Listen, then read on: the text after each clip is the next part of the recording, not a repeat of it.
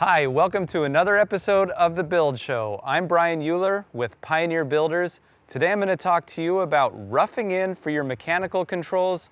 Let's hop inside the house.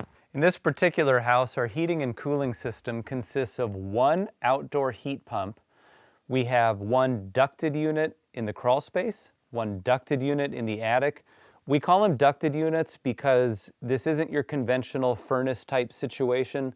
Instead, this is using VRF technology. It's basically mini splits, but instead of the ductless units that you see on the walls, we were able to get this house so that everything is concealed. It just looks more classy than the ductless units. I worked with BER, Building Efficiency Resources, when it comes to the mechanical design. I'm digressing for a little bit here when it comes to this planning. So you're getting all of the duct design done, your load calculations, your equipment sizing.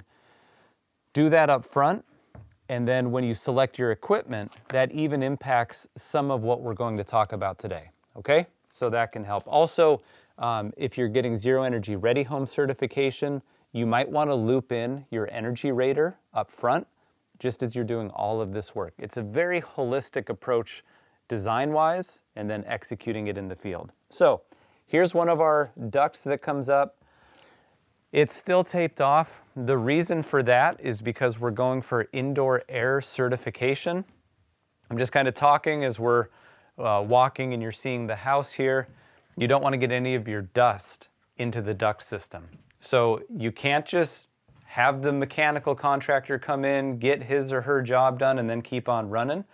You have to, even after the fact, take care of some of these things. You also want to interface with your mechanical contractor on where certain things are going to be located. So we're going to stop here. This is the return air path for the ducted unit that's in the crawl space. That was the supply back there. Now here is where we're putting our thermostat. In this case, it's a Daikin system of products or suite of products that we're going to be using. This remote controller is the BRC1E73. You should be able to figure out what complies with the particular piece of unit that you're using. All right, so when you just take a quick look in here, so we've used these quite a bit. Pretty basic, very simple to operate. That's going to end up being placed up here. You notice with this though, it's actually wired. So you want to know, are you going to be controlling your heating and cooling system through a wired thermostat, or is it going to be wireless? So we're now in the primary closet. This is that return air that you could see from the other side, just to orient you within the architecture of the home.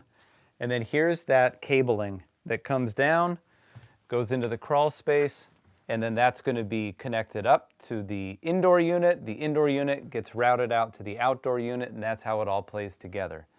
So now I'm up here in the attic. You can see the ductwork that we have going on. And you can see the gray cabling that runs over. One of them, remember again, went to the thermostat.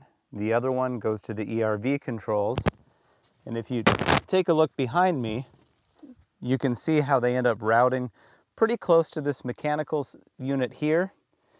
This is going to be for the thermostat because this is the ducted unit.